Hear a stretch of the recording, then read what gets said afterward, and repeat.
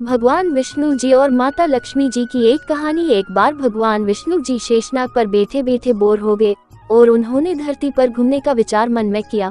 वैसे भी कई साल बीत गए थे धरती पर आए और वह अपनी यात्रा की तैयारी में लग गए। स्वामी को तैयार होता देखकर लक्ष्मी माँ ने पूछा, आज सुबह सुबह कहाँ जाने की तैयारी हो रही है? विष्णु जी ने कहा, हे लक्ष्मी, मैं धरती लोक पर घूमने जा रहा हूँ। तो कुछ सोचकर लक्ष्मी माँ ने कहा, हे देव, क्या मैं भी आपके साथ चल सकती हूँ? भगवान विष्णु ने 2 पल सोचा, फिर कहा, एक शर्त पर। तुम मेरे साथ चल सकती हो। तुम धरती पर पहुंचकर उत्तर दिशा की ओर बिल्कुल मत देखना। इसके साथ ही माता लक्ष्मी ने हाँ कह के अपनी मनवा ली और सुबह सुबह माँ लक्ष्मी और भगवान विष्णु धरती पर पहुंच गए। अभी सूर्य देवता निकल रहे थे। रात बरसात होकर हटी थी। चारों ओर हरियाली ही हरियाली थी। उस समय चारों ओर बहुत शांति थी और धरती बहुत ही सुंदर दिख रही थी और माँ लक्ष्मी मंत्रमुग्ध होकर धरती को देख रही थी और भूल गई कि पति को क्या वचन देकर आई है और चारों ओर देखती हुई कब उत्तर दिशा की ओर देखने लगी पता ही नहीं चला।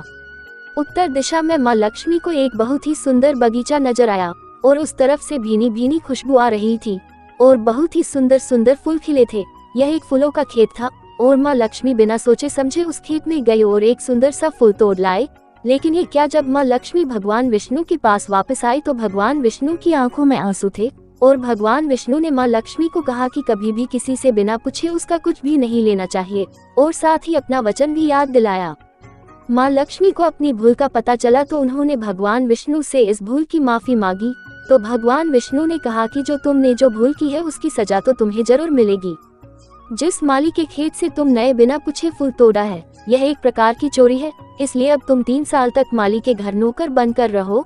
उसके बाद मैं तुम्हें बैकुंठ में वापस बुलाऊंगा। माँ लक्ष्मी ने चुपचाप सर झुकाकर हाँ कर दी। आजकल की लक्ष्मी थोड़ी थी और माँ लक्ष्मी एक गरीब औरत का रूप धारण करके उस खेत के मालिक के घर गई। घर क्या एक झोपड़ा था और मालिक का नाम माधव था। माधव की बीबी, 2 बेटे और 3 बेटियां थी। सभी उस छोटी सी खेत में काम करके किसी तरह से गुजारा करते थे। माँ लक्ष्मी जब एक साधारण और गरीब औरत बनकर जब माधव के झोपड़े पर गई तो माधव ने पूछा, बहन तुम कौन हो और इस समय तुम्हें क्या चाहिए?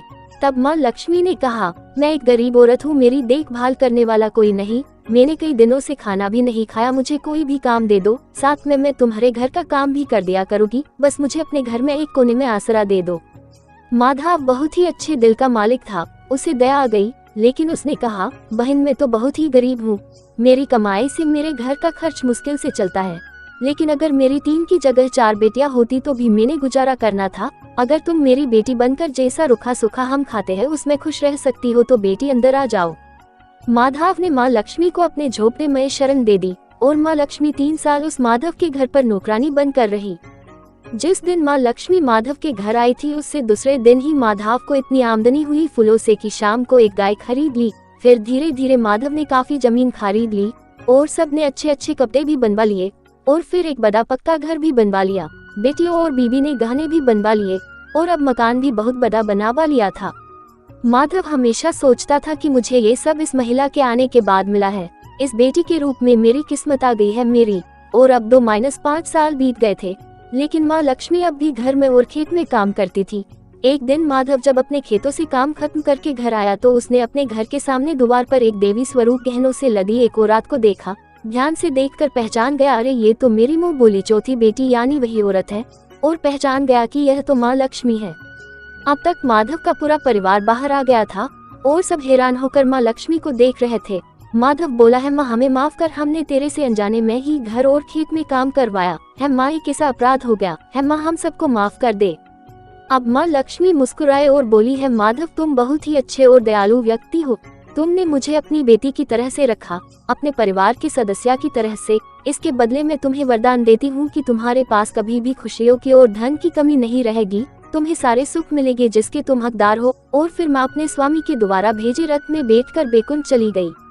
इस कहानी में माँ लक्ष्मी का संदेशा है कि जो लोग दयालु और साफ दिल के होते हैं मैं वही निवास करती हूँ। हमें सभी मानवों की मदद करनी चाहिए और गरीब से गरीब को भी तुच्छ नहीं समझना चाहिए।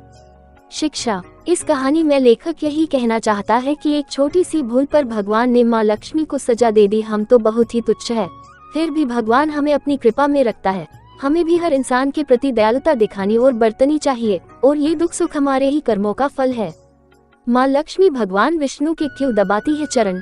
पढ़े पौराणिक कथा। अक्सर धार्मिक कैलेंडरों और तस्वीरों में माँ लक्ष्मी को भगवान विष्णु का पैर दबाते हुए दिखाया जाता है।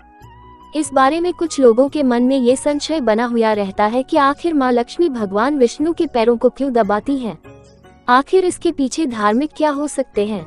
ये तमाम जिज्ञासा किसी के भी मन को विचलित कर सकती है। आइए हम आपको विष्णु पुराण और धार्मिक पुस्तकों और पौराणिक मान्यताओं के अनुसार बताते हैं कि आखिर माँ लक्ष्मी भगवान विष्णु के पैर क्यों दबाती हैं। आइए जानते हैं पौराणिक कथा के बारे में। एक बार नारद जी ने माँ लक्ष्मी से पूछा कि वो हमेशा विष्णु जी के पैर क्यों दबाती रहती हैं। लक्ष्मी जी ने जवाब दिया कि चाहे मनुष्य हो या फिर देवी देवता, ग्रहों के प्रभाव से कोई अछूता नहीं रहता है।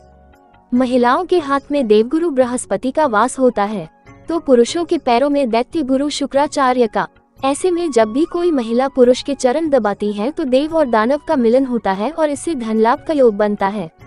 यही कारण है कि मैं हमेशा श्रीहरि के चरण दबाती हूँ।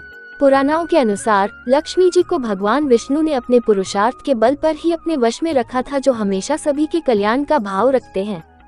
जो लक्ष्मी जी विष्णु जी के पास है वो धन और संपत्ति है।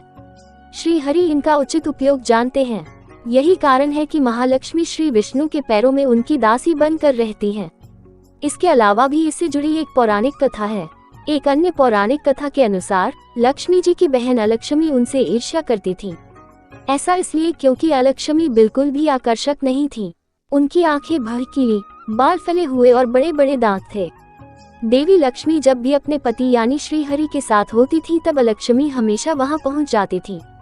ये बर्ताव लक्ष्मी जी को बिल्कुल पसंद नहीं आता था। उन्होंने अलक्ष्मी से कहा कि तुम मुझे और मेरे पति को अकेला क्यों नहीं छोड़ देती। तब अलक्ष्मी ने कहा कि उनकी कोई पूजा नहीं करता है, इसलिए जहाँ भी लक्ष्मी जी जाएंगी वो वहाँ उनके साथ आएगी। ये सुन देवी लक्ष्मी क्रोधित हो गयी और अलक्ष्मी को शाप दे दिया। उन्होंने कहा कि मृत्यु के देवता तुम्हारे पति हैं। गंदगी, ईर्ष्या, लालच, आलस, रोष जहाँ भी होगा तुम वहीं निवास करोगी।